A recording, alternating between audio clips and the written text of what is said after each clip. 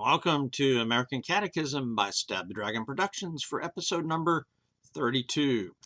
Today is Monday, November 10th, 2025. I'm coming to you from Fort Worth, Texas, where it was 34 degrees this morning and got up to a 55 this afternoon for a high. Currently, I think it's about 49.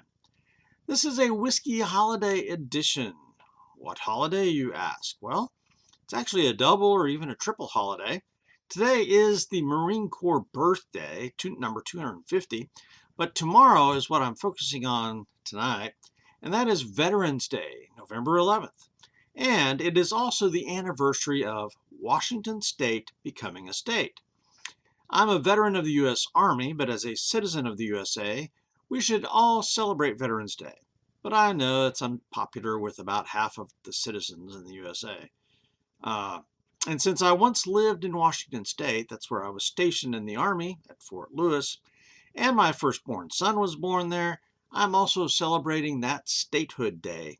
So basically, I celebrate every state that I or my family has lived in, and that's actually quite a few. And it's a fun way to imbibe in American history and good whiskey. Today's show then will be a little bit about Veterans Day and Washington State, and then we're going to focus on Woodinville Straight Bourbon whiskey. Today's show then will be a little bit of a cafeteria style approach. So first of all, Veterans Day. Veterans Day comes from the original Armistice Day holiday that celebrated and memorialized the armistice or the truce that stopped the fighting in World War I. The armistice between Germany and the Allies was signed in the 11th month, on the 11th day, at the 11th hour. The Peace Treaty of Versailles was not signed until June 28, 1919. So it's Armistice Day that has been celebrated because that stopped the killing. And it was an unofficial holiday at first, celebrated in 1919 by President Woodrow Wilson, but Congress then passed a resolution on June 4th, 1926, officially recognizing the day and requesting the president to acknowledge that day. But it was not made an official legal holiday by Congress until 1938. But then World War II happened, and after that, the Korean War happened.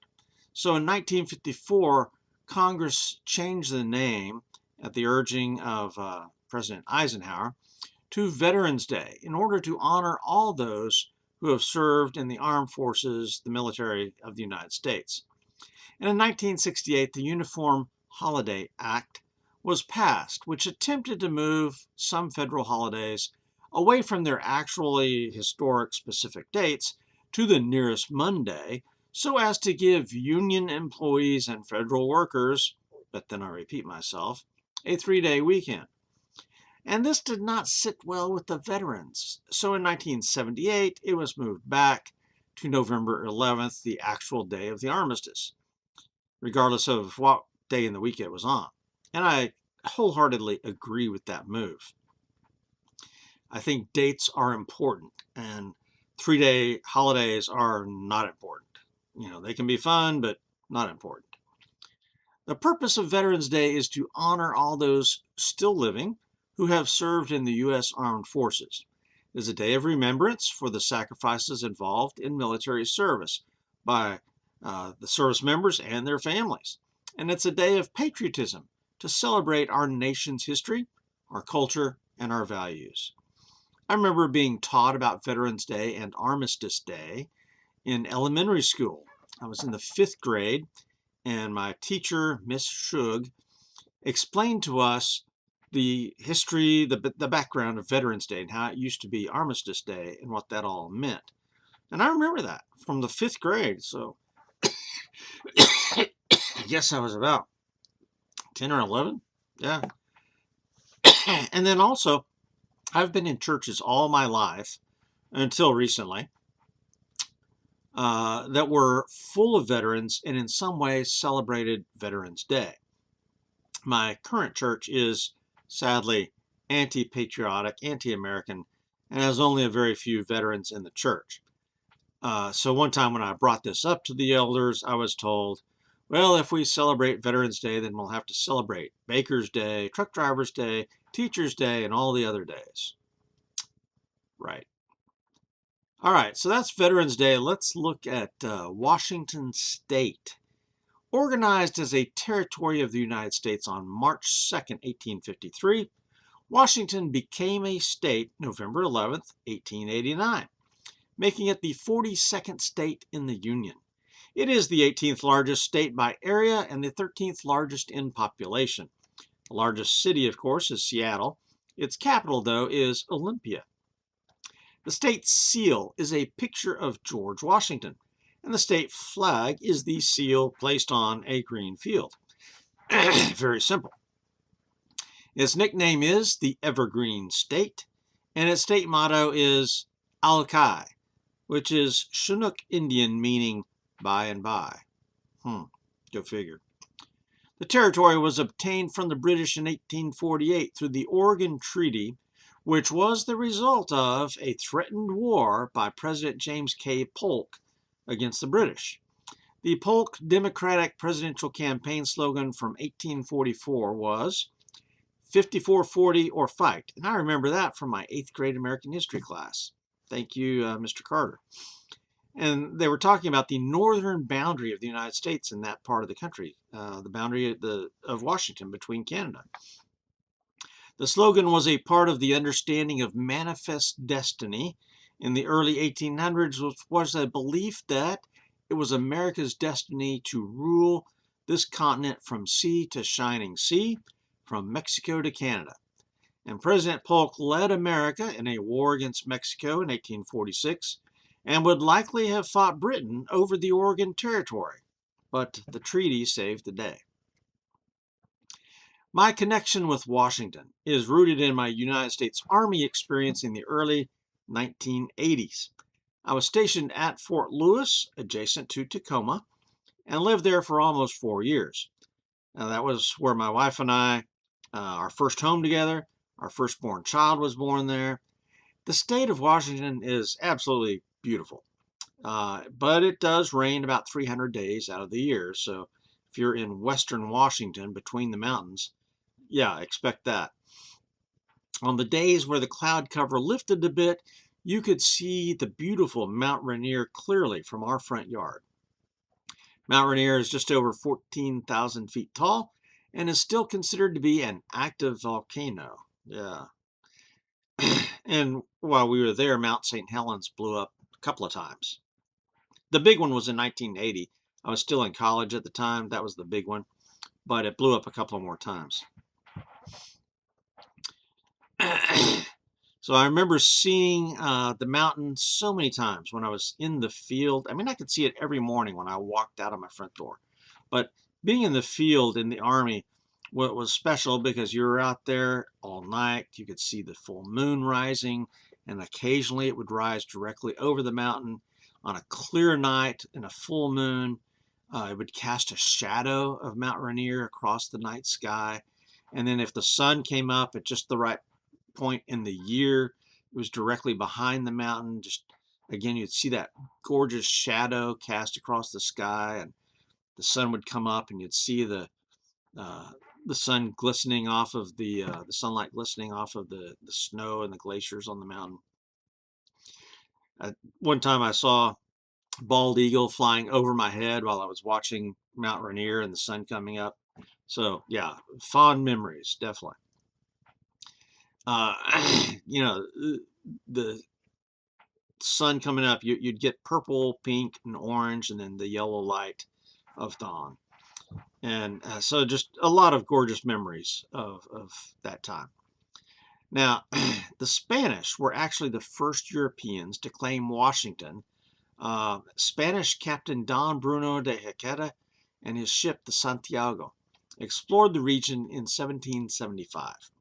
And then the famous British sea captain James Cook also explored the area in 1778. The British negotiated the Nootka Convention with the Spanish in 1790 that opened the region for trade to all, which also brought in the Russians and the United States. American Captain Robert Gray with the ship Columbia found the mouth of the huge river and named it after his ship, the Columbia River.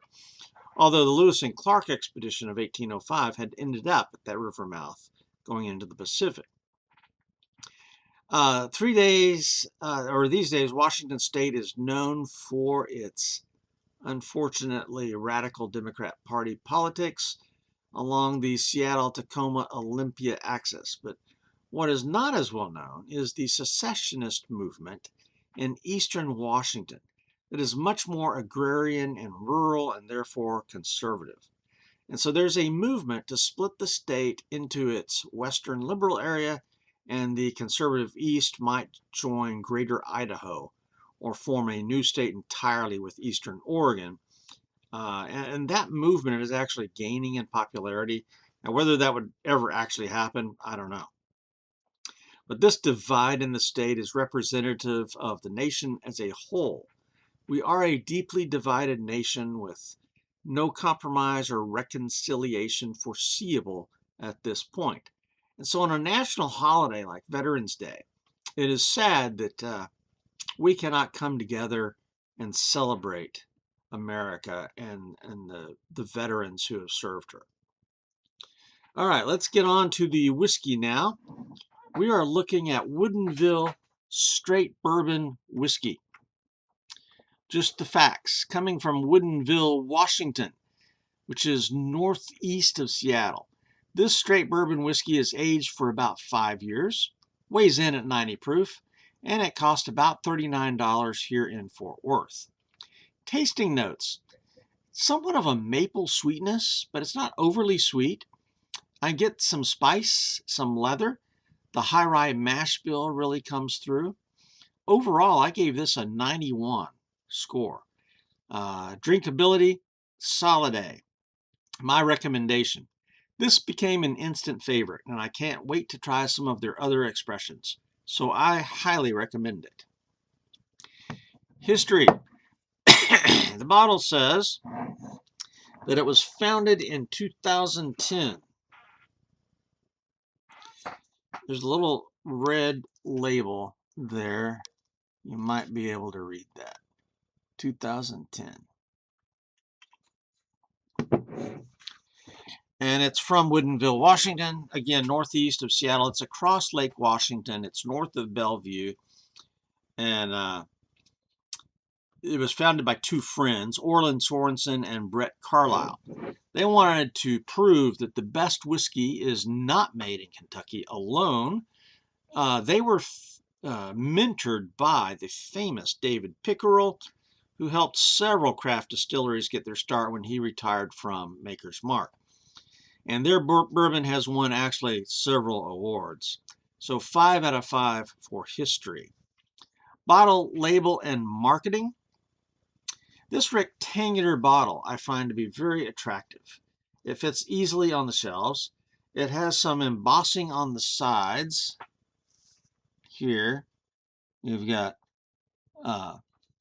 Woodinville there, and then made in Washington there. It's fitting that it has a wood and cork stopper on top. Woodinville with a wood stopper and cork.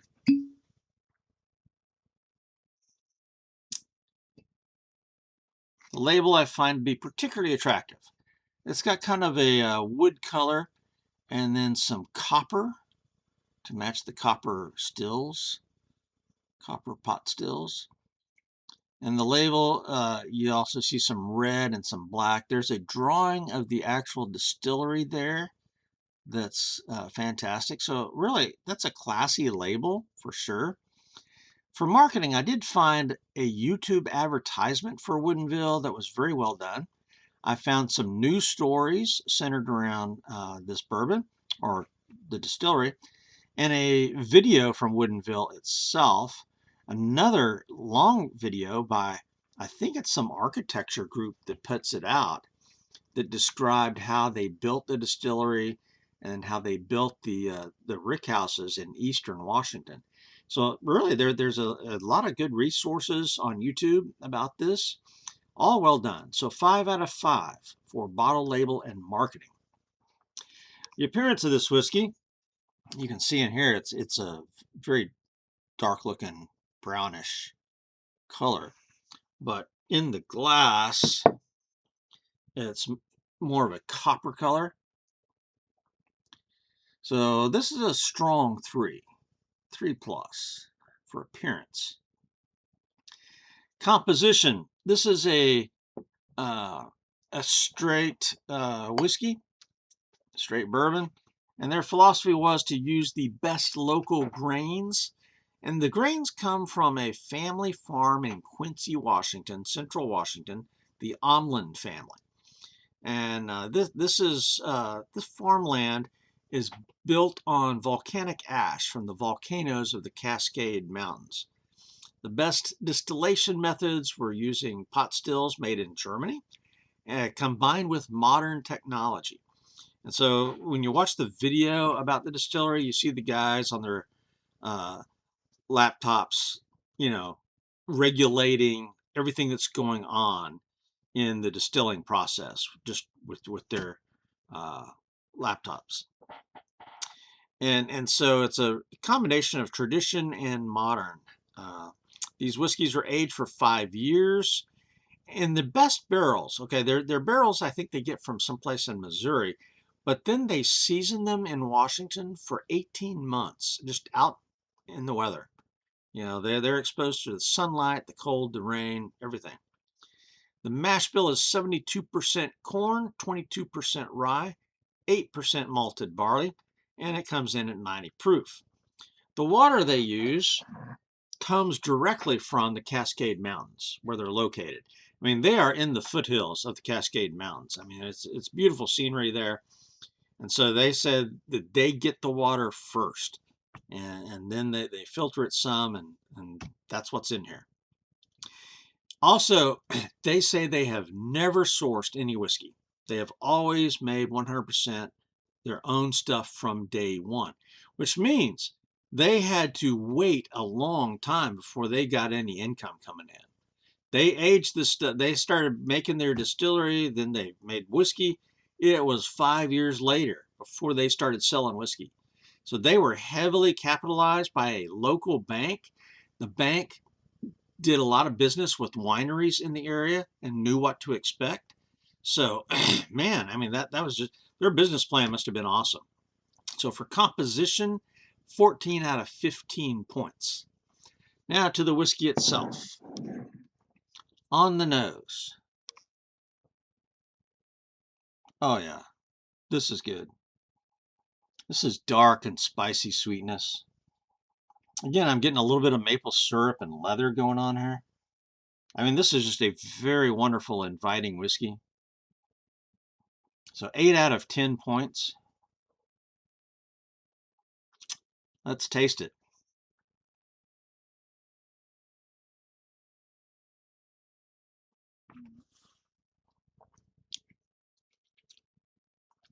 The taste is true to the nose. It's almost a maple sweetness. Now, it's not overly sweet, and that's that high rye mash bill going on there. It's spicy, leather, definitely some leather going on. That high rye mash bill, man. I mean, I'm just a huge fan of that. That's right in my flavor profile. So this is distinct from Kentucky bourbons. Though, if I had to say it was close to something, I would say Basil Hayden, Elmer T. Lee, Old Granddad, but it's much more refined than Old Granddad. It's probably closer to Elmer T. Lee. The wood notes are coming through, the caramel's coming through. This has a lot to offer. 23 out of 25 points. Mouthfeel, burn, and finish.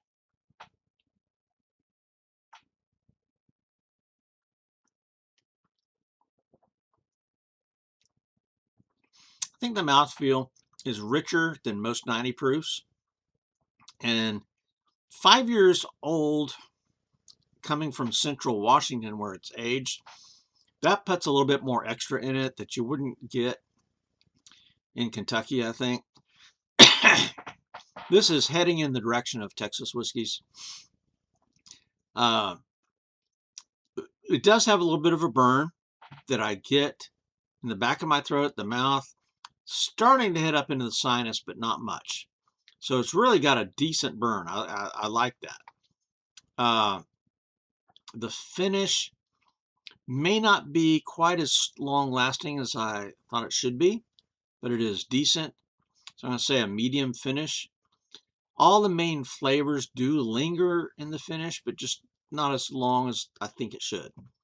So mouthfeel, burn, and finish, 13 out of 15. Neat or mixer. Now this is perfect neat. I think the flavors and the proof are strong enough to hold up on ice.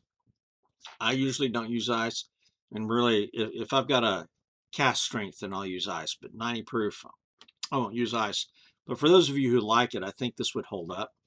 And I really think this would be perfect for an old fashioned. I'm not going to make one tonight because I got something else planned.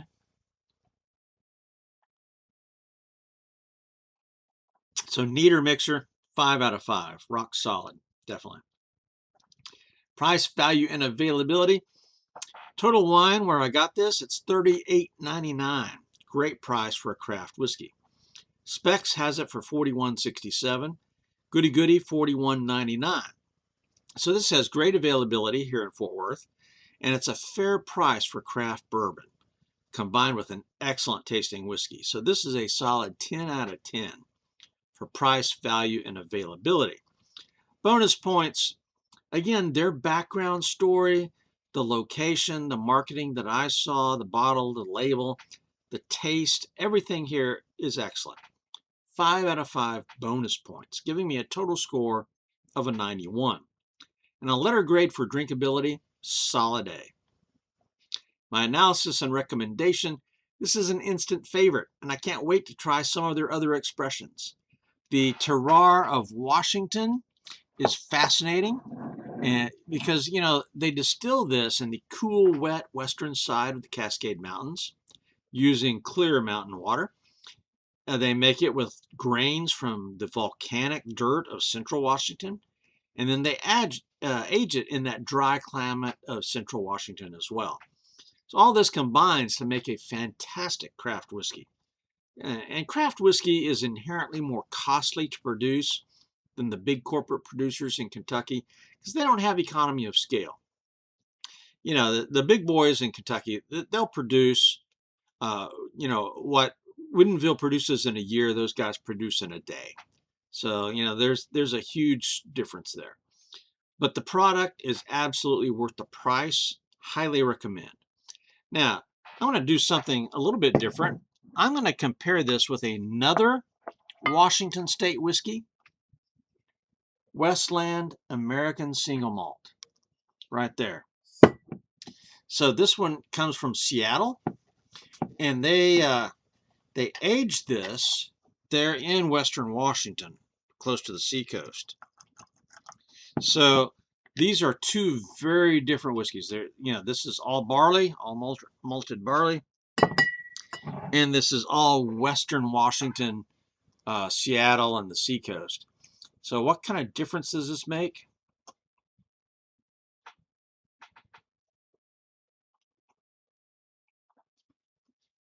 Wow, that is a fantastic single malt. And I'll tell you that this single malt more closely resembles things from Scotland than other American single malts that I've had. So which do I prefer? Do I prefer the single malt of Westland or the bourbon from Woodinville? Well, these are apples and oranges. Bourbon versus American single malt. Sometimes you feel like a bourbon, sometimes you feel like a single malt. So both of these are excellent. Could I choose one over the other? I don't think so. These are both wonderful. All right, coming up next on American Catechism, Stab the Dragon, we're going to try to do a movie review of Flying Leathernecks starring John Wayne, because again, today is the Marine Corps birthday, and I've already celebrated that with the video that I put out yesterday. But we'll do a movie review next, and I think when I do that, we'll be sipping on our whiskey I've already reviewed, Rye Ready to Drink by Hotel Tango, because that whiskey distillery was started by a retired Marine. For now, this is American Catechism out here.